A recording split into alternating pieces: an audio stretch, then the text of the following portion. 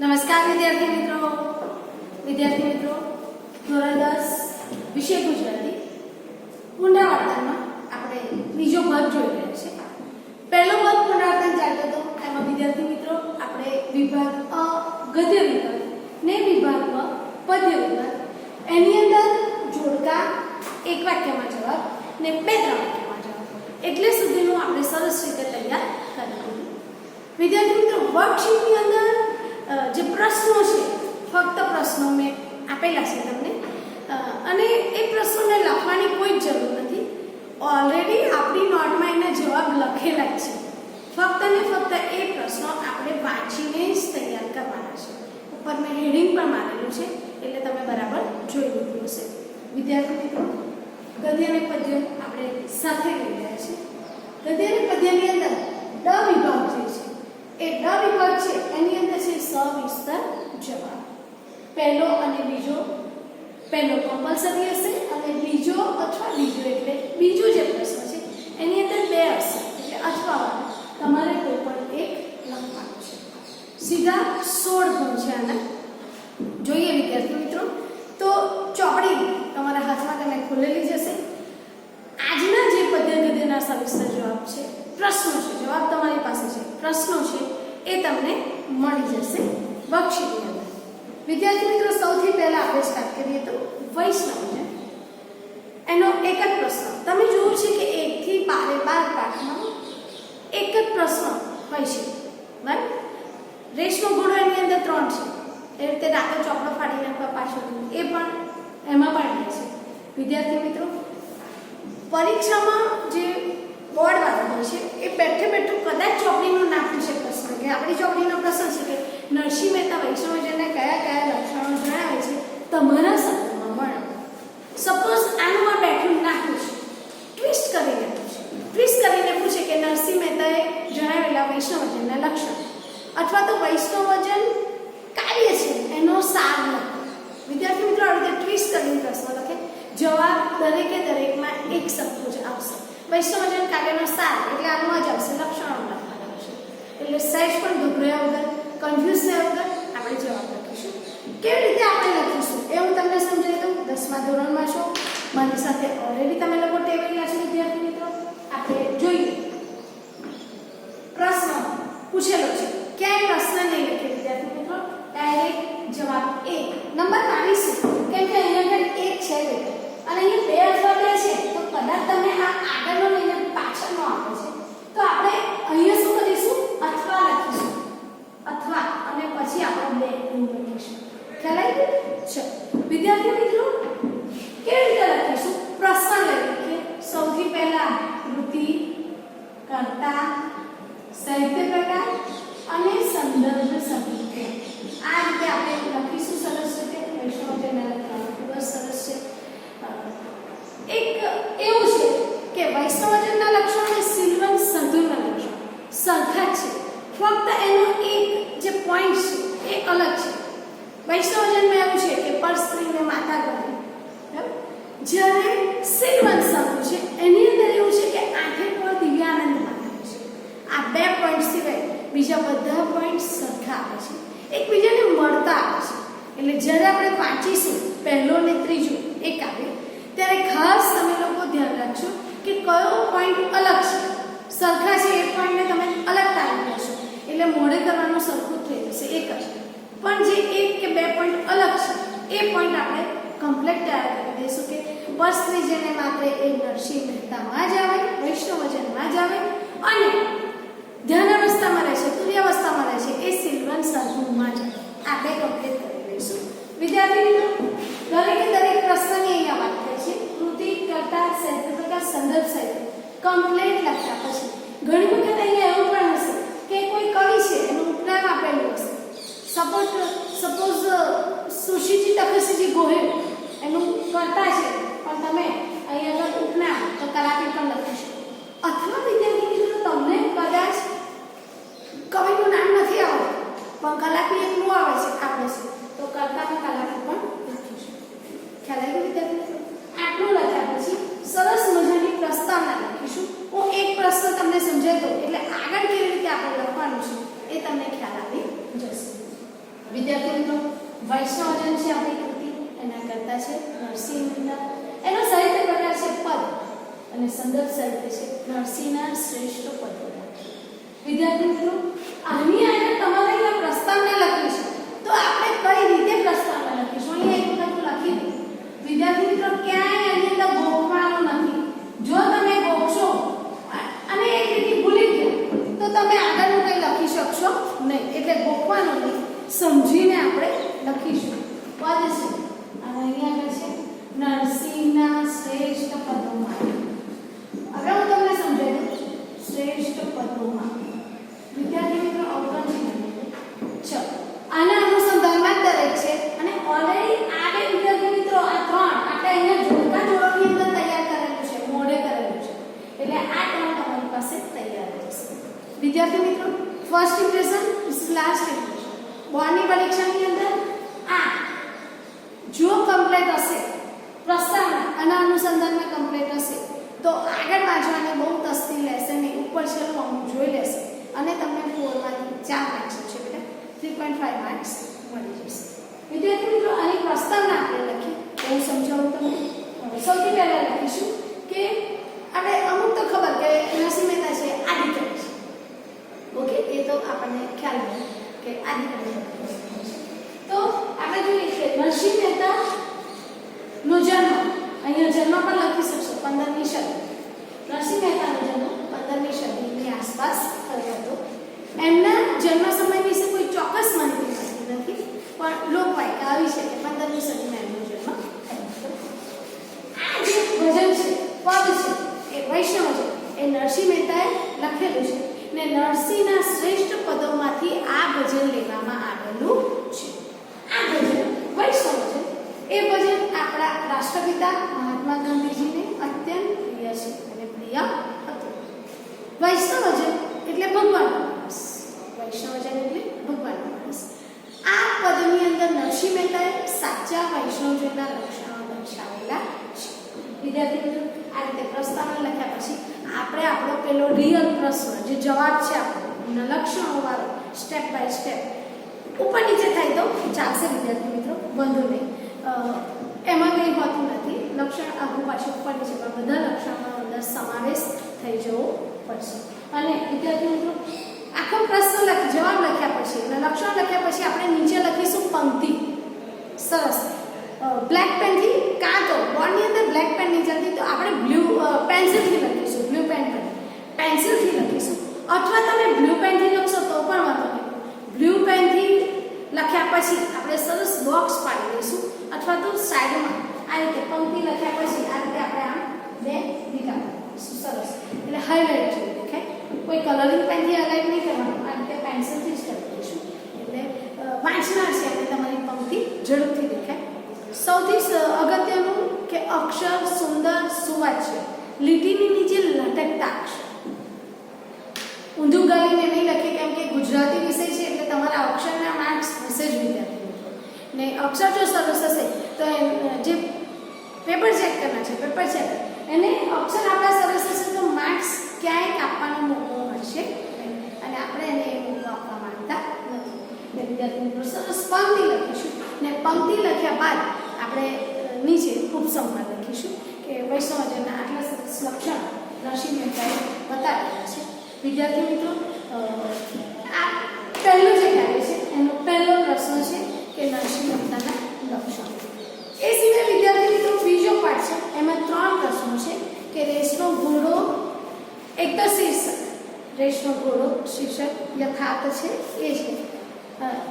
બીજો છે કે શિક્ષણનું ધ્યેય બાળક ઊંડા બને દેશે. અને ત્રીજો છે કે રેસનો ઘોડો વાર્તાને આધારે બાળકના ઘડતરમાં અડચણો પડતા પડી. વિદ્યાર્થી મિત્રો, અત્યારે આપણે 3 તૈયાર કરીશું, પરંતુ બોર્ડની પરીક્ષામાં કે 3 નથી પૂછવાના, એક જ પૂછવાનું છે. અને જો તમે આના જવાબ વાંચ્યા હોય 3 તો અમુક જે જવાબ છે એ કોમન છે, અમુક જે લીટીઓ છે એ કોમન છે. તો વિદ્યાર્થી મિત્રો, આપણે 3 વાંચી લઈશું અને જે કોમન જે લીટી છે એ કોમન લીટીઓ આપણે એકમાં લખી નાખીશું ને એ લીટી જે છે કોમન ત્રણેયમાં સરખી લીટી એ આપણે પહેલી તૈયાર કરી દઈશું. એટલે 3માંથી કોઈક એક પૂછાય, એક જ પૂછાય વિદ્યાર્થી મિત્રો, એ 3 એક જ પાઠના નથી.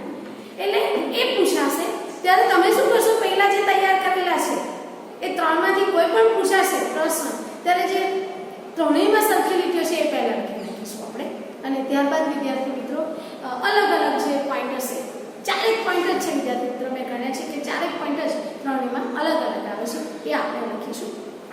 સેમ ટુ સેમ વિદ્યાર્થી મિત્રો એની અંદર પણ કૃતિ લખીશું. રેશનો ઘોડો, એના કરતા છે વર્ષા 18,000 વિદ્યાર્થી મિત્રો. અને કોઈ વાર થાય સંદર્ભ સાહિત્ય છે અને એનો જે સાહિત્ય પ્રકાર છે વિદ્યાર્થી મિત્રો નવલિકા. અને કોઈ વાર થાય સંદર્ભ સાહિત્ય વિદ્યાર્થી મિત્રો આપણે પ્રશ્નનો જે જવાબ લખીશું ત્યારે જ તૈયાર કરવાનું છે. આપણા જોડકા જોડોની અંદર એ પૂછાવાનું નથી, એટલે જોડકા જોડો વખતે સંદર્ભ સાહિત્ય તૈયાર નહીં કરીએ. તમને ખબર હશે મેં સરસ કોઠો તૈયાર કરીને જ મૂક્યો છે બેટા, 6 પદ્ય અને 6 પદ્ય. એ કોઠો હવે તમે જોયું હશે કે ચોપડીમાં પણ નહીં જોવું પડે, સરસ કૃતિ કરતા સાહિત્ય પ્રકાર અને સંદર્ભ સાહિત્ય સાથેનો કોઠો છે તમારી પાસે, એટલે ફક્ત અને ફક્ત વાંચવાનો છે. આ જે પ્રશ્નો છે વિદ્યાર્થી મિત્રો મને આશા છે ત્યાં સુધી તમે લખીને ઓલરેડી તૈયાર કરી દીધા હશે, કેમ કે આપણે સરસ વાંચીએ છીએ, મોઢે કરીએ છીએ ને પછી તમે 10 મિનિટ ફાળવો છો અને જાતે અહીંયા ક્લાસમાં લખો છો. સેમ ટુ સેમ ઘણા વિદ્યાર્થીઓ સાથે મને વાત થઈ, બધાએ મને કહ્યું છે કે ઘરે પણ આ જ પદ્ધતિ અપનાવે છે ને એને લીધે એમને ઘણા બધા પ્રશ્નોના જવાબ મોડે થઈ ગયા છે. આને વાંચવાના નથી, આને આપણે લખીને તૈયાર કરીશું વિદ્યાર્થી મિત્રો.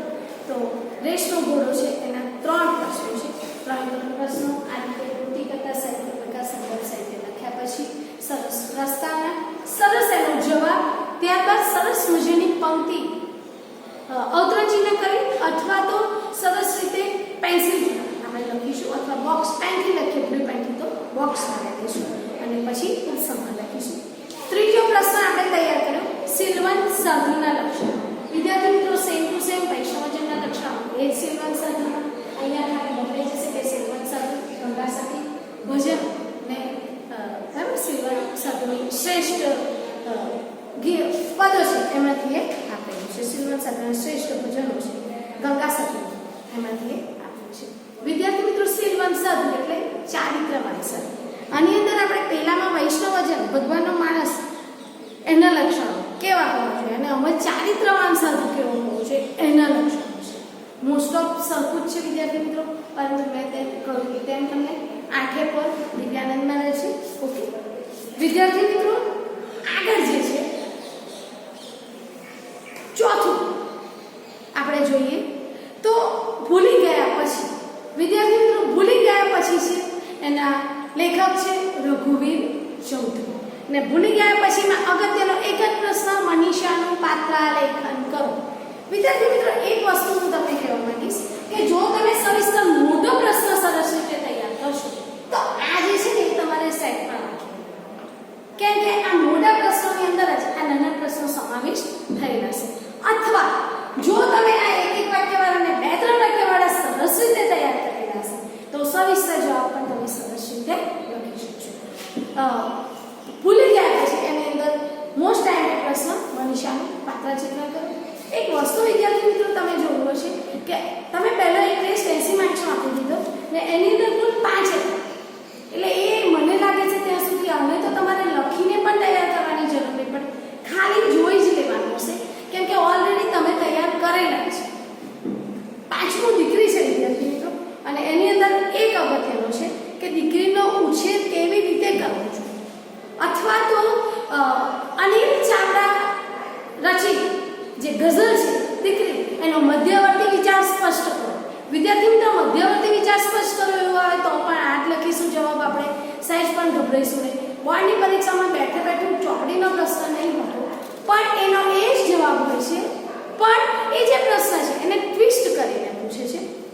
વિદ્યાર્થી મિત્રો આગળ જે છઠ્ઠું છે વાયરલ ઇન્ફેક્શન, આપણા ગુણવંત સહ રચિત નિબંધ છે અને વાયરલ ઇન્ફેક્શનની અંદર 2 પ્રશ્નો છે. એક તો આરોગ્ય જાળવણી માટેના લેખકના વિચારો તમારા શબ્દમાં લખો. બીજું વિદ્યાર્થી મિત્રો લેખકે સૂચવેલા સામાજિક જાગૃતિ એટલે કે સામાજિક જાગૃતિ એટલે સમાજમાં ઠાંસી ખાવને એ બધું. પણ જો પહેલો જે છે આરોગ્ય જાળવણી માટેના લેખકના વિચારો એ તમે કમ્પ્લીટ કર્યો છે તો પહેલા સામાજિક જાગૃતિના જે પગલાં છે એ આપણે એના આધારે લખી શકીશું. વિદ્યાર્થી મિત્રો આની અંદર આ પૂછાય છે આનું આ બેઠું પણ ટ્વિસ્ટ કરીને એવું પણ પૂછે કે ગુણવંત સહરચિત વાયરલ ઇન્ફેક્શન એ નિબંધની અંદર ગુણવંત શાહે રજૂ કરેલા અથવા તો ગુણવંત શાહે રજૂ કરેલા સામાજિક જાગૃતિના પગલાં અથવા તો ગુણવંત શાહનો વિચાર એ તમારા શબ્દમાં લખો. એવી રીતે પાડશે. વિદ્યાર્થી મિત્રો, દરેકની અંદર આ ખાસ લખીશું. આનો 0.5 માર્ક, પ્રસ્તાવનાના 0.5 એટલે 1, ઉપસંહારનો 1, 2 સોરી ઉપસંહારનો 0.5, પંક્તિનો 0.5, 2, 4 2 અને 1 અને 1 2 વચ્ચેનો જે જવાબ છે એના 2 હું તમને ફરી લખીને સમજાવી દઉં છું. આનો વિદ્યાર્થી મિત્રો 0.5, પછી પ્રસ્તાવનાનો 0.5 એક થઈ ગયા, નીચે પંક્તિનો 0.5 ને ઉપસંહાર છે એનો 0.5, 2 થયા વિદ્યાર્થી મિત્રો. આ 2 અને આ 2 અને 2 છે એ આનો રિયલ જે જવાબ છે આપણો એ એટલે કુલ 4 માર્ક્સ આ રીતે ડિવાઈડ કરેલા જ હશે. એટલે આપણે ખાસ કમ્પ્લેટ લખીશું. પછી બીજી એક વાત એ સાંભળી લો વિદ્યાર્થી મિત્રો, કદાચ તમને જવાબ નહીં આવડતો અને તમે આ લખશો તો એક પણ માર્ક્સ કઈ જવાબની અંદર જે વચ્ચેનું જે 2 માર્ક્સ છે એમાં તમારે થોડું ઘણું તો લખવું જ પડશે, નહીં તો તમને બિલકુલ માર્ક્સ મળશે નહીં. એટલું આ લખેલું હશે તો પણ માર્ક્સ નહીં મળે. કેમ કે વિદ્યાર્થી મિત્રો એકચ્યુઅલ તમે રિયલ જ્યારે જવાબ લખો છો અને આ લખો છો ત્યારે માર્ક્સ ગણવામાં આવે છે. એમને તમને પ્રશ્ન આવતો નથી, તમે લખવા ખાતર આ લખી નાખ્યું છે તો આટલા એકલાના બિલકુલ માર્ક્સ મળશે નહીં. એટલે પાછળથી આ વિશે કોઈ બબાલ નહીં કરે કે તમે કહેશો કે ભાઈ તમે તો 0.5 માર્ક્સ કહે, પણ એ આ 0.5 ક્યારે મળશે કે જ્યારે તમે પેલું લખશો ત્યારે શું એનો જે જવાબ લખશો ત્યારે. ઓકે, તો વિદ્યાર્થી મિત્રો આપણું જે 7મું છે એ છે હું એવો ગુજરાતી. હું એવો ગુજરાતીની અંદર વિદ્યાર્થી મિત્રો વિનોદ જોશી આપણું જે કાવ્ય છે એમાં છે કાવ્યમાં ગુજરાતી પોતે ગુજરાતીમાંનું ગૌરવ કયા કારણસર અનુભવે છે એ કાં તો વિનોદ જોશીએ રજૂ કરેલો હું એવો ગુજરાતી કાવ્યનો મધ્યવર્તી વિચાર. બોર્ડવાળા વિદ્યાર્થી મિત્રો હંમેશા મધ્યવર્તી વિચાર અથવા તો કાવ્યનો સાર, મધ્યવર્તી વિચારના પૂછે તો પૂછે છે કાવ્યનો સાર લખો. સેમ ટુ સેમ જવાબ આનો આ જ રહેશે. પ્રશ્ન બદલાય છે વિદ્યાર્થી મિત્રો પણ એનો જવાબ એનો એ જ રહેશે. પ્લસ પોઈન્ટ એવો છે વિદ્યાર્થી મિત્રો, તમે જોયું હશે કે અત્યાર સુધી તમે જ્યારે ભણતા હતા ત્યારે સ્વાધ્યાયની અંદર ઘણા બધા પ્રશ્નો રહેતા હતા. 10માની અંદર તમારી પાસે સરસ મજાના વિકલ્પો છે કે એવો વિકલ્પ છે કે એક જ પ્રશ્ન આઈએમપી આપવાની કોઈ જરૂર જ નથી રહેતી. એનું કારણ કે એક જ પ્રશ્ન છે મોટો, દરેક કાવ્યમાં કે દરેક પ્રકરણમાં એક જ પ્રશ્ન. હવે વિદ્યાર્થી મિત્રો સવિસ્તર પ્રશ્ન એક જ હોય તો સ્વાભાવિક છે કે એ જ આઈએમપી હોય, એ જ પૂછાય. કદાચ 5 પ્રશ્નો આપેલા હોય તો આઈએમપી હોઈ શકે કે 5માંથી આ 3માંથી કંઈક પૂછાશે. આની અંદર આઈએમપી કે એવું કશું થતું નથી. એટલે બોર્ડની પરીક્ષાની અંદર ગમે તે પૂછી શકે. વિદ્યાર્થી મિત્રો આગળનો જે છત્રી એ આપણને ખૂબ જ સરસ રીતે આવડે છે કે છત્રી ન ખોવાય તે માટે લેખકને કેવી સલાહ અથવા તો લેખકે કયા ઉપાયો કરે છત્રી ન ખોવાય એ માટે. બીજું છે બેટા કે અમદાવાદ રાજકોટની મુસાફરી દરમિયાન ખોવાયેલી છત્રીની કથા. એ તો એકચ્યુઅલ તમે આખો પાઠ વાંચશો વાર્તા ટાઈપ ત્યારે તમને આ કથા સરસ રીતે આવડશે કે ગયા પાછા આવ્યા, છત્રી ભૂલી ગયા, પાછા ગયા, પાછા લેવા ગયા. એ વાર્તા તમે લખી શકશો. પણ આગળનું જે પેલા 4 એના ઉપાયો છે બરાબર, એમને કયા ઉપાયો કયા કેવી સલાહ મળી અને એમાંથી લેખકે કઈ સલાહ અમલમાં મૂકી એ પણ આપણે લખી શકીએ. વિદ્યાર્થી મિત્રો આ છત્રીવાળો ઘણી વખત 2 ગુણમાં પણ પૂછાય છે. આમાં ભલે જ મોટો રહ્યો સવિસ્તરમાં પૂછ્યું 2 ગુણમાં એટલે પેલા 4 ઉપાય જ લખવાના તમારે. એના 2 માર્ક્સ હોય, એક ઉપાયનો એક માર્ક્સ હોય છે. વિદ્યાર્થી મિત્રો આગળ જે છે 9 હરીન્દ્ર દવે રચિત માધવને લીઠો છે ત્યાં એમાં પંક્તિ જે આપેલી છે વિદ્યાર્થી મિત્રો એ પંક્તિ તમને કદાચ અર્થ વિસ્તારમાં પૂછાઈ શકે. બાકી એનો જે મોટો જે જવાબ છે એ માધવને મેળવવા માટેની સૂરની તીવ્ર ઉત્કંઠા. ઓકે, ખૂબ જ સરસ છે. આની અંદર વિદ્યાર્થી મિત્રો તમારે ઉપર નીચે નહીં લખી શકાય, સ્ટેપ બાય સ્ટેપ લખવું પડશે કે સૌથી પહેલા જે સૂર છે એમાં આશ્રિતથી છૂટો પડી ગયો છે અને ત્યારબાદ સ્ટેપ બાય સ્ટેપ કે માર્ગની ધૂળને પૂછે છે, ત્યારબાદ યમુનાને વહેણને, રાધાની આંખમાં ઉદાસી જોવે છે, આખો દિવસ વીતી જાય છે, સાંજ પડે છે, રાત પડવા આવે છે ને રાતરાણીને જકડવા નથી જોવે છે. એ રીતે સ્ટેપ બાય સ્ટેપ. આની અંદર ઉપર નીચે નહીં થઈ શકે કેમ કે સ્ટેપ બાય સ્ટેપ સવારથી નીકળ્યો છે, રાત પડે છે ને પછી એને હરિવર પાતાળમાં પણ થાય છે. એટલે આની અંદર આપણે આ રીતે લખીશું. કમ્પ્લેટ પૂર્તિ કરતા આ ફરનું જે છે વિદ્યાર્થી મિત્રો એ સેજ પણ મિસ થશે નહીં. આપણે આ રીતે જ લખીશું. જો કે મારા વાલા વિદ્યાર્થીઓ, એક વર્ષ મારી સાથે સરસ રીતે તમે લોકો તૈયાર થઈ ગયા છો. મને પ્રાઉડ થાય છે કે હોમવર્ક જોઉં છું વિદ્યાર્થી મિત્રોને. હોમવર્ક સિવાય પણ હમણાં જે પરીક્ષા થઈ એમાં મેં તમારા પેપર જોયેલા છે. ખૂબ જ સરસ તમે લોકોએ લખેલું છે. મને આનંદ થાય છે કહેતા કે 4 થી 3 માર્ક્સ તમને સરસ રીતે આના મળી જ જાય છે. એટલે આવું ને આવું જ તૈયારી કરતા રહેજો. ઘણા ઓછા દિવસ બાકી છે વિદ્યાર્થી મિત્રો. લગભગ આજે હવે સપ્ટેમ્બર મહિનો પણ પૂરો થવા આવ્યો.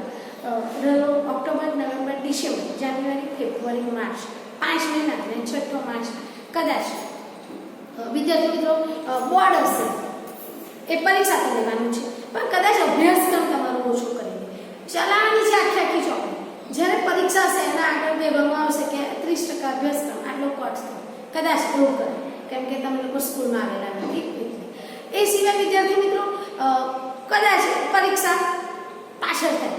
કદાચ કહું છું, મને ખબર નહીં, આ તો મારા વિચારો હું તમને જણાવું છું. થોડીક પાછળ જાય વિદ્યાર્થી મિત્રો. તો આપણી પાસે હવે અડધા 6 મહિના પતી ગયા છે, અડધા જ મહિના બાકી છે. ને તમને ખબર છે એ પ્રમાણે આપણી સ્કૂલમાં તો આપણે ડિસેમ્બરમાં તો રાઉન્ડ ચાલુ કરી દઈએ છીએ. અને રાઉન્ડની અંદર તમે એટલા સરસ તૈયાર થઈ જાવ છો. ઉપરવાળાને પ્રાર્થના કરીએ કે આપણી સ્કૂલમાં હવે જલ્દી ખુલે.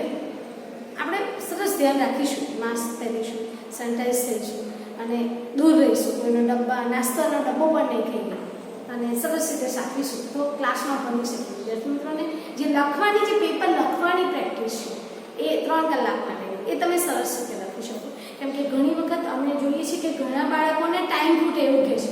એનું કારણ એ જ હોય છે કે લખવાની પ્રેક્ટિસ નહીં હોતી ને એ લાંબુ લખ કરે ને પાછળનું લખવાનું બાકી રહે છે, એવું થાય છે. ઘણા કોઈ જલ્દી લખી લે છે, કલાક લખીને બેસે, એવું પણ ન થાય. એટલે પ્રેક્ટિસ માટે જ આપણે ખાસ અહીંયા સ્કૂલમાં આવવાની જરૂર છે. વિદ્યાર્થી મિત્રો 10મું જે છે દાનગણો, અને દાનગણોની અંદર આહ્વાની વન સંપદાના મનોહર રૂપનું વર્ણન કરો અથવા તો મહેન્દ્ર પરમાર રચિત દાનગણોનો મધ્યવર્તી વિચાર સ્પષ્ટ કરો. તમે જોયું હશે ગાઈડ કે અપેક્ષિત કે દર્પણ ગમે તે કોઈ એક્સ્ટ્રા ચોપડી એની અંદર મધ્યવર્તી વિચાર આવે જ પ્રશ્નની અંદર. એનો જે જવાબ છે એ આ મનોહર રૂપનું વર્ણન કરો. એની અંદર ખૂબ જ સરસ મજાની પંક્તિઓ છે વિદ્યાર્થી મિત્રો. હજી કહું છું આપણે લખીને જ તૈયાર કરીશું. સ્લેટ પેન લઈને બેસી જજો. કાં તો વિદ્યાર્થી મિત્રો તૈયાર કરજો ને ગઈ વખતની રફ નોટ હોય પાછળ પાન કોરા છે એ લઈ લઈશું. ઘડિયાળ મોઢા આગળ જ રાખજો. 10 મિનિટ કે બહુ તો 15 મિનિટ. 15 મિનિટની અંદર તમે 4 ગુણનો પ્રશ્ન સરસ રીતે લખી નાખો. એ રીતે આપણે કરીશું બહુ જ પ્રામાણિકતાથી. તમને કદાચ લાગે કે હું છે જામ કરીને જોઈ લો તો મમ્મી કે પપ્પા બેઠા એમની બાજુમાં બેસીશું અને લખીશું. 11મું શિકારી છે વિદ્યાર્થી મિત્રો.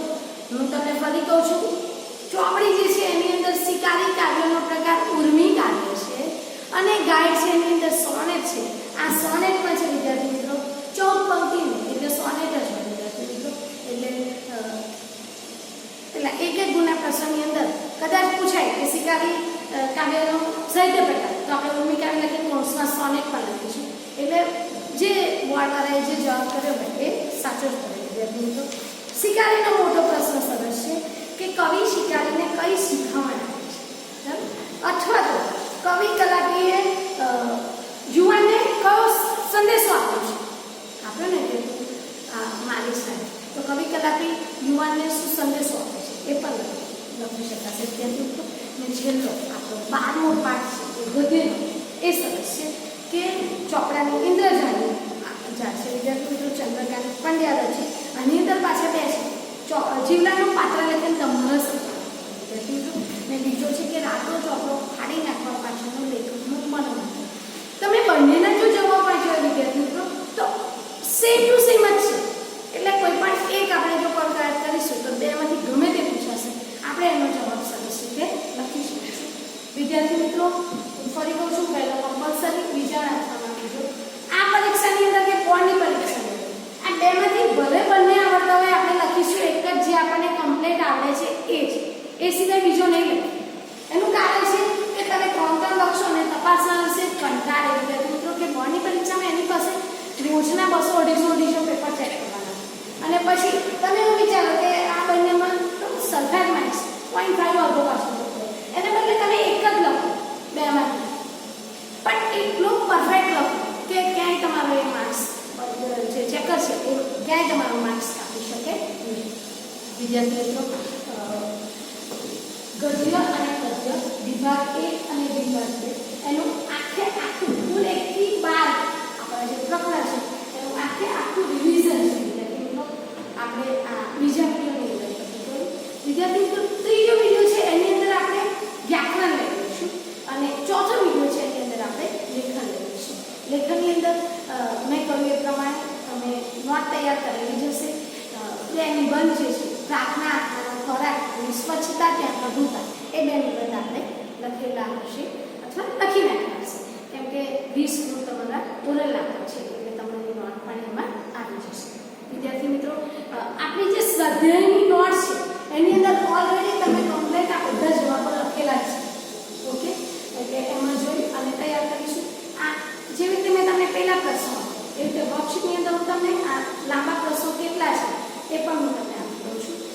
પ્રશ્નો ફક્ત પ્રશ્નો અને આપણે એના જવાબ વાંચીને સમજીને લખીને પછી જ તૈયાર કરીશું. વિદ્યાર્થી મિત્રો અને એ સિવાય કદાચ તમે કન્ફ્યુઝ થાવ કદાચ કંઈ ખબર ના પડે તો તમે ચોક્કસ મને ફોન કરી શકો છો. ઓકે વિદ્યાર્થી મિત્રો થેન્ક યુ.